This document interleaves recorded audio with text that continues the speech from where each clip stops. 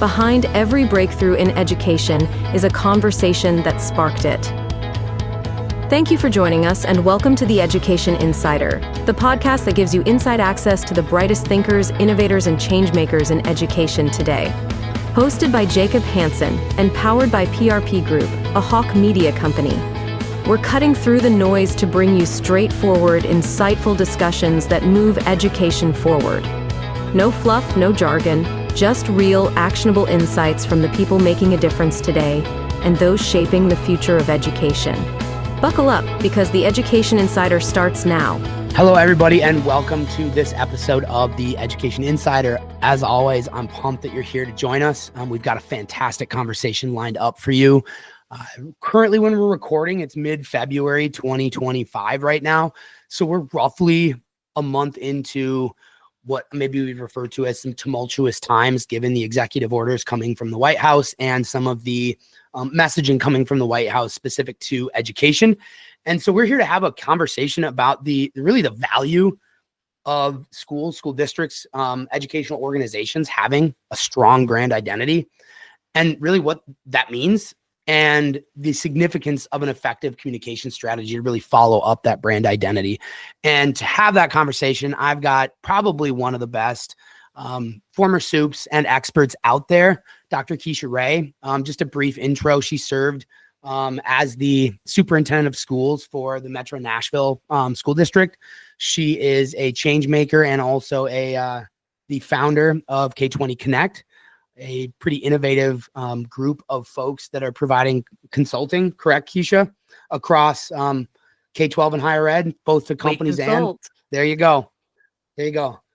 Yeah, and maybe you can give a little bit more detail, Kecia, on some of the areas that you consult in, because that'll give our listeners here a little more context into why you're the perfect person for the job here, for the conversation.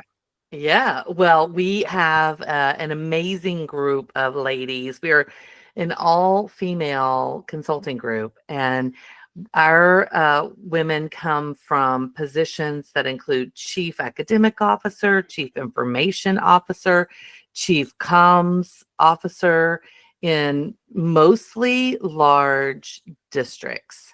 And we also have folks who are from state agencies, Texas, Washington State, Illinois. So we have state agency leadership that is represented in our group of consultants. And we also have people who have been former vice presidents and presidents of companies. So just a very wide array of lady talent that we want to put to work for our clients. We partner with Kecia and her organization and get to do a lot of great work side by side with their team. So they are fantastic.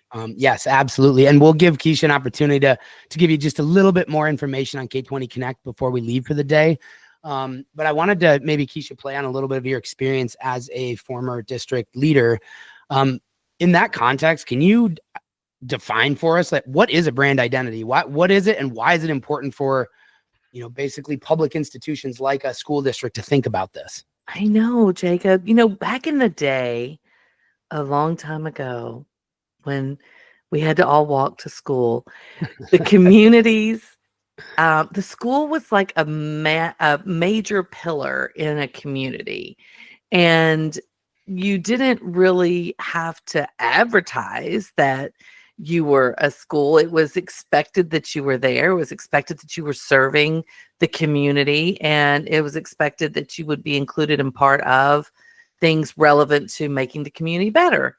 But time has passed and things have changed, and people have gotten, especially in the States, a skewed vision of what education is. And sometimes we do it to ourselves in education, but sometimes it's done to us, where there's a negative connotation attached to public education. And having a good, solid brand identity of what you bring to the community and what you bring to the economics of a city or a community is something that every district, I believe, should seriously consider in today's times, because I always say communities have three-legged stools. They have the government institutions that provide services, utilities, etc. They have the nonprofit, faith-based types of organizations that hold up the culture of a city and the values of a city.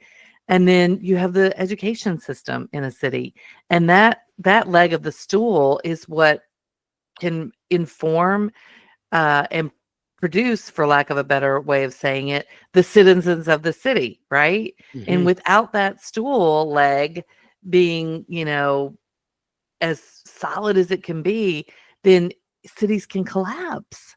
And we don't do a good job of promoting the value of public education as districts. Sometimes we're just there doing our thing instead of actively saying, look, we're the best thing that's ever happened to this city. When, I hear you, Kecia, and in the many conversations I've had with superintendents over the years, I've heard education referred to as a forever institution. And oftentimes I think folks, see themselves as custodians of that forever institution versus a driver of growth. And I'm not poo-pooing on anything. This doesn't mean folks aren't innovating. They aren't doing great things. It's more of the expectation that folks just know what they're doing and they don't need to really talk about it. And folks will come. And I grew up in Minnesota, where I can't remember, I don't know when exactly open enrollment started here, but it was before I was born. And so my entire life, I was used to districts like a source of pride of how many kids they turned away during open enrollment because they didn't have capacity, but there was so much demand for their programs. And so I lived like near a couple of larger districts, and I was in a smaller one, and there were billboards like up advertising. There were, TV commercials, like no joke. The districts were serious about this. They still are.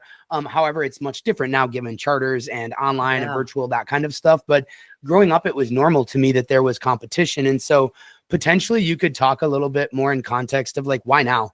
Why is it now that folks need to stop and do this now more than ever? Yeah. I mean, I think now more than ever, families have more options. They have more options in charter options, in private options, and in homeschool options. A number that has kind of stuck in my head is, the number of families that are participating in homeschool or in homeschooling exceeds the number of families attending New York City Department of Ed schools, which is 1.1 million.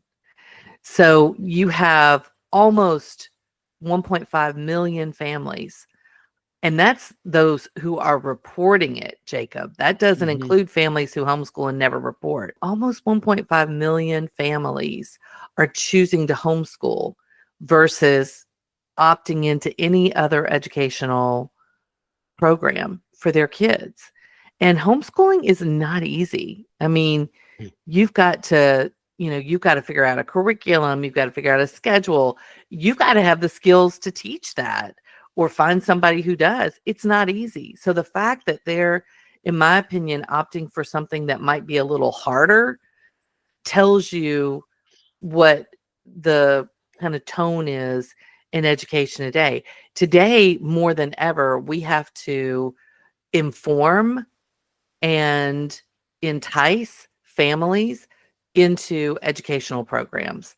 They don't know what they're missing out on, and we do not a great job of helping them know all the programs that we offer in districts. You're hitting on so many points that are, it's a nice segue into some of the topics being covered at this year's AASA conference coming up in a few weeks here. And, I don't know, folks, when you're listening to this, but if you can pop over and take a look at their programming and just see how many sessions, featured speakers, keynotes, those kinds of things are dedicated to topics in this area. I think when I counted, it was something like 1 in 5 was dedicated to leveraging comms and different types of branding or marketing strategies to curb enrollment decline and, curb chronic absenteeism, all that good stuff. And so maybe before we jump into kind of the next focus of our conversation here, Kecia, could you give just a couple of, here are some things for y'all that are going to get started on this work. This is what you need to be thinking about. Here are maybe people, stakeholders to bring to the table to either refine or start or define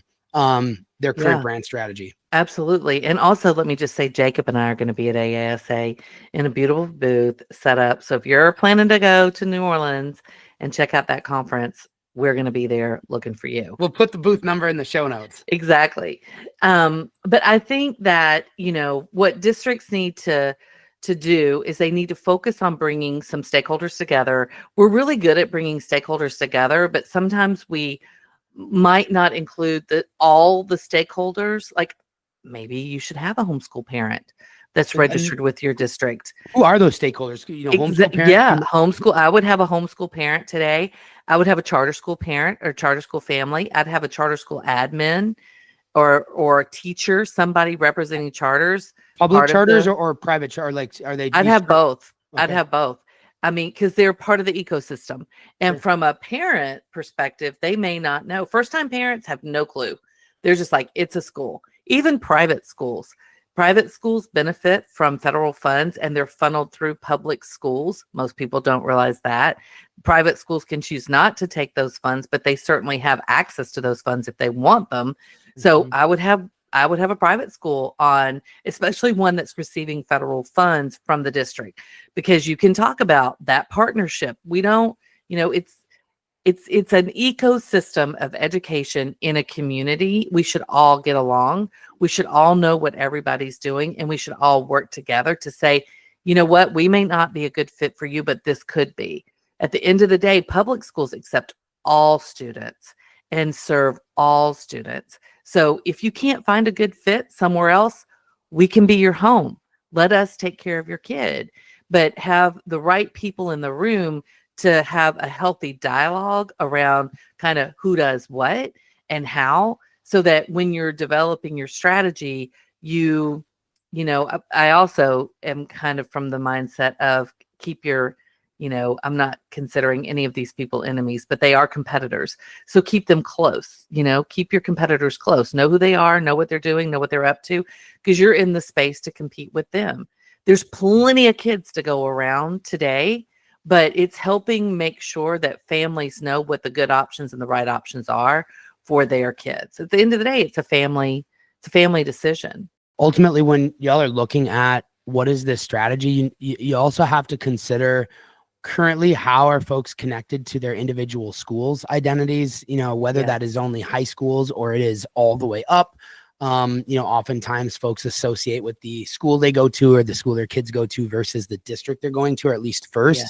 So I think, thinking through that and how does that entire web of branding and brand strategy work together so that the parent company or parent brand of the school district is feeding and providing value to each of the, basically child companies or, products, or, in the marketing world, but, basically all of those individual school brands, all of them should be benefiting from each other. So just throwing that out there to also consider how are you leveraging the branding that you do have to, build on that. And being smart, Jacob, about when you're designing, because it also plays into programs. For example, in Nashville, we would have pathways that would start in kindergarten and elementary and go all the way to high school, but it kept kids in a particular school zone. So you're going to go to elementary, middle, and high, and you're going to be committed to that zone of schools, that kind of chain of schools, and you're going to, that's your family. You're going to feel connected to them. And then we're going to hand you off to middle school. There's going to be this nice little handshake, and you're going to feel safe, and you're going to feel welcome. And all of that ties together with the brand and comm strategy, because you've got to have programs that line up and make it possible for them to engage and stay engaged K through 12. If they hit a cliff, they're leaving. It's like, I got to find a private school. I got to find a charter school. I got to find a this, But if you have a good program strategy, then it's all going to align. Everything you just mentioned funnels into brand building as well. That being able to effectively, communicate your story and what you offer through your brand is really, really important. And so just to tie a bow on this, in the partnership that you talked about, Kecia, I may also throw out that there's like a handle on that third three-legged stool of industry. And that I think school districts can really pull together industry, especially in a time right now where I think CTE funding is one of the most certain things to grow over the coming years. That what can you do to make sure that the education system there, the public school system, is the fulcrum or kind of the center of the ecosystem that is ensuring the larger industries within your region are saying, graduate kids with these exact skills and program this way, and we have high paying jobs waiting for them. So throwing that out there, those are also folks, this is a good transition here, those are also folks that will jump in and be a champion for you when things go awry or when something happens. And so by going through this and engaging these folks in a more foundational way of, you're part of our identity, you're part of our brand, you're part of our community, be part of this process. And if something terrible does happen, within or outside of your control, you have that pool to pull from. Which, I think maybe kind of brings us to, one other question. We mentioned brand building. There's a lot of ways to build brands, but one of them is, to make sure it's actually happening and you can measure it, is to have a solid communication strategy. And, that's, the primary way to communicate who you are, what you do, and all of those good things, the value you're bringing to the community. And so, that's my bailiwick. That's what I live and breathe, PR and communications. But it's always interesting to hear about it through, a district administrator's eyes. I feel like they have a more stressful PR role than I do, maybe. But we just talked a little about brand building, having a strong brand identity.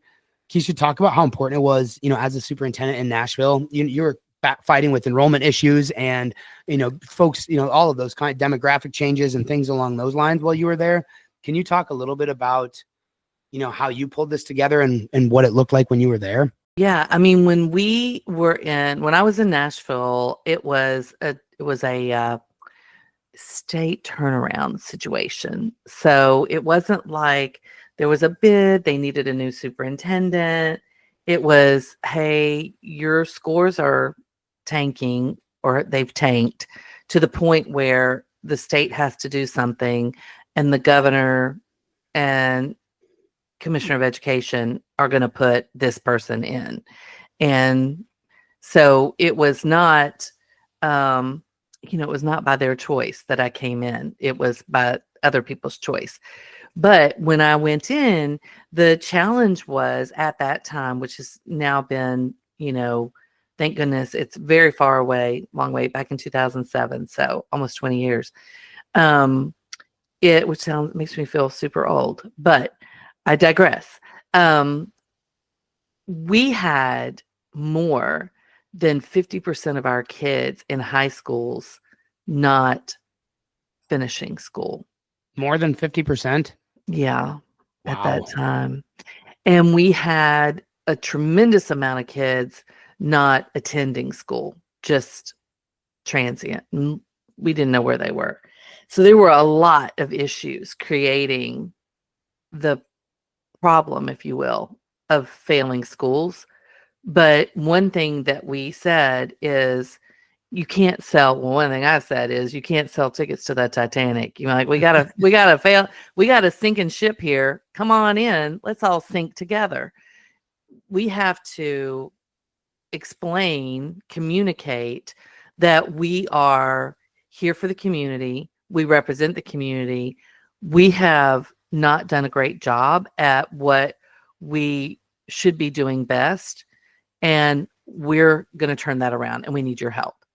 And so our communication strategy was engaging the entire city of Nashville in the conversation of, we have poor performing schools, and that's not acceptable for this city, and the city can't grow if we don't do something about it. But it can't just be our challenge. It's got to be a city challenge. So the mayor got him involved, got the chamber involved, got businesses involved, got everybody involved, because it affected everybody that the schools were performing so poorly. That day is so far in the rearview mirror for our current administration. Adrienne, she actually was a principal at the time, and she is now superintendent, but she was there. She remembers, she knows. She was, she was in the trenches, but she knows, and she has done a phenomenal job of maintaining where we got to, which was in the top 7 performing districts in the state. She's maintained that level of quality because now we have a brand identity of what we do in that district. We have amazing academies. The programs that we put in spun up into phenomenal kind of brand identity for the school district, that it is an achieving school district. We have another district label in the state called achievement, and it means you're not performing great. And we were like, no, we are achieving. We are an achieving school district. We're always have our eye on the ball. We're always moving ahead. So the comms around that was owning it, owning where we were, and moving it and engaging everybody and making sure everybody knew where we were along the way. When I worked with Los Angeles after they had the little iPad situation, again, many years ago, same thing. Francis Gibson, who is one of our consultants, and I connected and said, you know what? Own your narrative. Own your narrative. Just, this is the deal. Here's what it is. Sorry, moving on. This is the situation. We're sorry about it. We're moving on. Pass. Next question. And just own it and move it. Own it and move it. And her communication team was phenomenal. We have her, the communications, by the way, person is also part of our consulting team. So, but developing a solid comm strategy is, I think, something you can do whether you're low performing or high performing. It just has to be consistent, on brand, so to speak, and addressing where you want to be instead of where you are. This is stuff that I get into the weeds too in a lot with the clients I work with and in building these comm strategies. And most of the things that we work on are proactive. It's, whether it's proactively engaging the media, it's building a strong reputation or a strong relationship, with a variety of media and community personalities that will help you amplify your voice. It's, maybe not taking your competitors on head on, but making sure that you are educating the community as a whole as to some of the, untruths or falsities that may be being spread.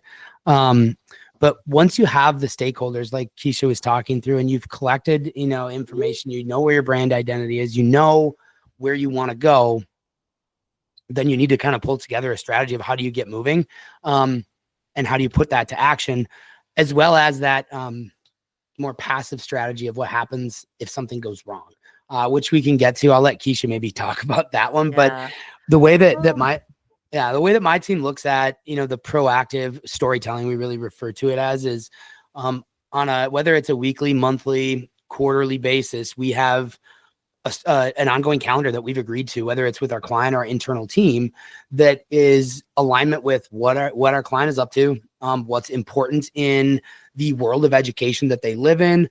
How does that fit in with the timing of the year that we're in? And, why do the people that we need to be there, why should they care about this right now? And so being able to use those kind of compelling stories and doing it in an ongoing way so that you're meeting your audience, whether they're getting articles or stories right off the news, they're listening to their local NPR station, they're actually reading your social feeds or whatever. You're getting content that's not just from you, and you're giving that content to folks that may be making assumptions otherwise. And so part of that strategy needs to be to identify 3-4 different, whether again media personalities, local influencers. These can be like mommy daddy blogger type folks as well, of who from a public communication standpoint can be on your side. That doesn't mean they're always 100% in favor of what you're doing. By on your side, I mean they will give you a fair shake. They will take your pitch, they will listen to what you have to say, and they'll write or publish or whatever it is, produce an objective piece of content. And we really do that quarter in, quarter out. And the reason we do it by quarters is to really be able to evaluate how are we performing. A lot of times our clients are looking at, are folks landing on landing pages? Are they registering for things, different things like that? And so in your proactive planning, if you're a comm strategy, you need to be identifying what are you looking to accomplish with that strategy and how can you measure it? And enrollment is a crazy important topic right now. And so a good portion of your comm strategy may be educating new community members or maybe disillusioned community members about the quality of your new magnet school or the STEM programs that you put into place or the new special education programs you have, whatever those may be. Being able to be targeted and focused with those are, really going to help, from an enrollment strategy, but I'll an enrollment perspective, but I'll maybe turn it over to you, Kecia. How did you think about some of these things as y'all were planning? Well, not just me, but what I see other superintendents do, like Tony Wellington, who's the PA of Philadelphia superintendent, and he won superintendent of the year. He's done a phenomenal job of highlighting high quality teachers. And I think that's another thing, because you can sit out in the audience, so to speak, and think, there's no good teachers in there. There's no, blah, blah, blah. And he's putting out in his comm strategy really great high quality teachers. And he's going into the classrooms and visit. He's not just talking about it. He's like taking a camera in. He's like Kardashianing it up and taking a camera in and showing the teachers working and what they're doing and the kids engaged. And I mean, it's fabulous. I think that's a brilliant strategy, especially in Philadelphia, that has struggled so long to have good reputation. They have some phenomenal programs in Philadelphia. Oh, and it's not unique to Philly that has that problem, but I'm glad you brought him up. I remember the first article I read and I was just like, this guy's amazing. And then it's like, we'll see how long this lasts is kind of my next thought. And yet here he is, still on brand, still on point with the plan. Totally. Plus adjustments they've made along the way with things they've learned. He has been out there proactively owning their successes along with their learnings. I wouldn't maybe call them failures, but he's pretty good about communicating their shifts or what they've learned. But I think that is maybe, districts large or small, you can learn a great deal from that plan and what they're doing in Philly. You can just shrink it or scale it up if you need to. Yeah, I mean, exactly. not many need to scale it up, I guess, but the way that they strategically engaged their community and the way that they're telling their story, they did have problems there with their brand identity and what they represented. And so they chose to bring the community into the school. They weren't going to wait for the schools to be able to reach the community. They're bringing them right into the schools and showing them what's happening with the kids that are living down the street from them. I think that's a prime example. And we got to be careful here, Kecia. We're going to be running out of time soon. But no, it's all good. It's all good. That I think it just brings up a really important thing. There are folks out there willing to share what they're doing. And so it's not just Philadelphia that has a great story here. There's a number of others out there that do, but for those districts that maybe have some of those same challenges, it's a pretty adaptable approach and it's very public. He hasn't been shy about sharing exactly what they're doing and exactly how they're going about it. But I think that for me as a PR guy, the fact that he's consistently and strategically putting good content out to the world that's connecting Philly public schools or local ABC elementary school with high performance, high achieving, happy kids, teachers that have been here for many years. He's doing a phenomenal job of building that brand. And you keep getting those quality touches that you don't realize how much value you're building in people's heads and in their hearts. Neither do they. Hats off to him. But I do think, as far as, crisis goes, we've got things all over the place from, shootings or natural disasters. And I shared this article with Kecia this morning before we got on. It might be THE Journal, but I got to confirm that.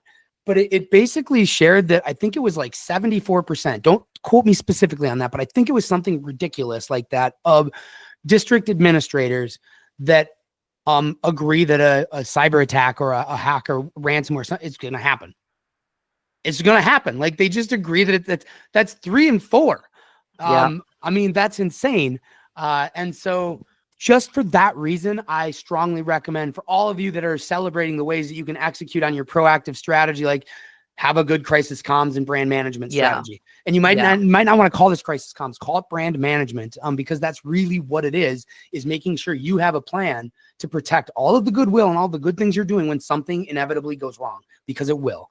And those inevitable things could be as disastrous as a school shooting, as a hurricane or some other crazy event, or it could be that one of those organizations out there decided that today is your day And today they're going to take your information. Yeah. I mean, it could be as simple as you expel a kid who happens to have same-sex parents. I mean, there's a lot in today's current environment. Anything you do could backfire on you, and there was absolutely no will or no intent for any harm or damage, but it could produce that, And so to have a strategy where I think the most important thing is to kind of be transparent in, yes, it happened. Here's why it happened. Here's how it happened. Here's what we're going to do about it. The recent school shooting in Nashville, that's exactly how she rolled. And the board meeting that followed that shooting was 21 minutes long. 21. A typical board meeting is going to be 2 hours. This was a 21-minute board meeting, scripted to stay on message, and basically saying it happened. We're very sorry. There's nothing that could have been done short of having a system that could have detected that gun, which now they're putting them in. So it happened. We're responsive. We're attending to it. We're moving on. I mean, you have to have a manner in which you're going to manage the communications around the crisis. Same thing with breaches. It happened. We've done everything we can to prevent it. Couldn't prevent it. It happened. Here's what we're going to do. Every kid's going to get a this. Every parent's going to get a that. Moving on. That's all you can do in those kinds of situations. Is just own it, move it, go to the next day. So, and to add to that, some of the ways that we help, clients that we work with or organizations we work with, in these areas is, that brand reputation is huge. And a lot of these things are threats to their business viability, profitability, all those kinds of things. And while public institutions like school districts don't always need to think about their viability or their profitability, they still right now more than ever need to think about their brand and, what they mean to the community, more so than maybe they ever have. And so being able to create a structure internally of, unified understanding of what constitutes a problem, how high that problem is rising as far as is this just something that may pass? Is this like a red hot? Do you have a team that you activate? And depending on that scale, what are those team members responsible for? Who's interacting with the press? Who's interacting? What platforms do you have to engage your different constituents, from students to teachers to other staff to parents, and all of those kinds of things. So really getting into the nitty gritty on how do you react to scenarios. You can't always plan for every single scenario, but you can have a templated, scripted response that is put into action. There can be pre-messaging created, like to your point about the scripting, Kecia, but having that at the ready will help minimize the damage. But to your point, I think owning a mistake is the biggest first step.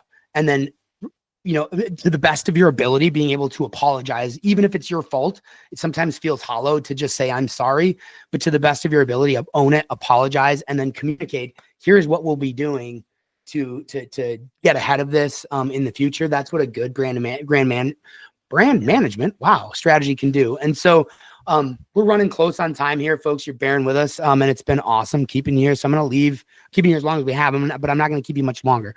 Kecia, I'm going to maybe give you just a minute or two to share some insights on, given the trend since January, when Trump took off, when the Trump administration took office. Yeah.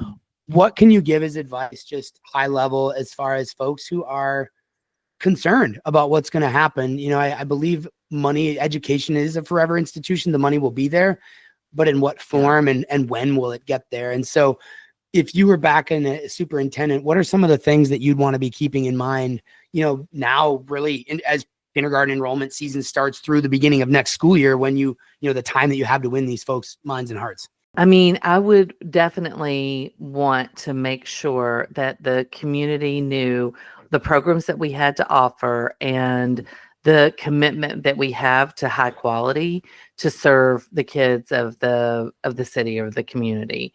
And I would also want to make sure that our constituents knew and new families moving in knew how safe our schools are and how protective we are of our children and the faculties who serve in our schools, making sure that they, don't worry or choose another institution based on safety.